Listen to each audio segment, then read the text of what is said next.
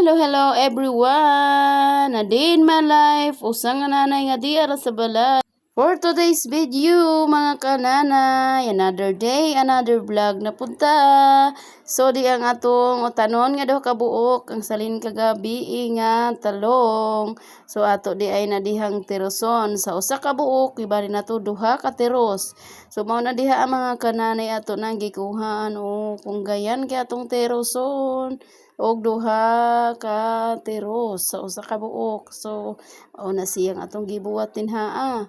So katima dinhaa ato na pud na siyang hugasan, siyempre naman hugasan og 10 times para makuhang bakterya bitaw. Tapos tug isulod sa atong kaserola og atong itak ang og katapos nato itak ang ready na pud naho ang mga ingredients. So mauna ang atong ingredient mga kananay, ang atong sibuyas og duha day kabuk nga itlog diha nga hong gibutang. So katimaan na pag buwak dinhaaw nang gimikos-mikos.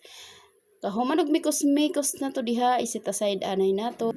Og ari na pud ta sa atong talong. So atong kuhaon diha ang talong nga atong gilapwaan kay para ato nang hanguon ang atong pabugnawon og ato na pong kuanon pilian ingong pakitaon kuanon kunis-kunison para makuha ang mga ulod, syempre naman para dili mahiapil og kaon. So mao na diha mga kananay no, isagol na nato sa atong gimikos-mikos ganiha nga itlog.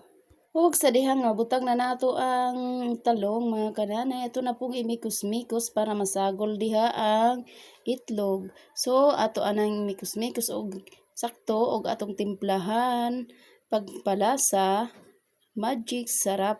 So wa man tilain nga pagpalasa diha mga kananay, so magic sarap ra man gud. So ato na diha itak ang atong kalaha kay ato nang ilunod ang atong tortang talong. So mao na diha mga kananay no, ato nang gibaliktad.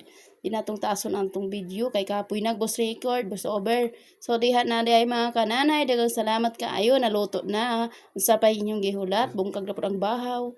Thank you for watching. Bye bye mga unata.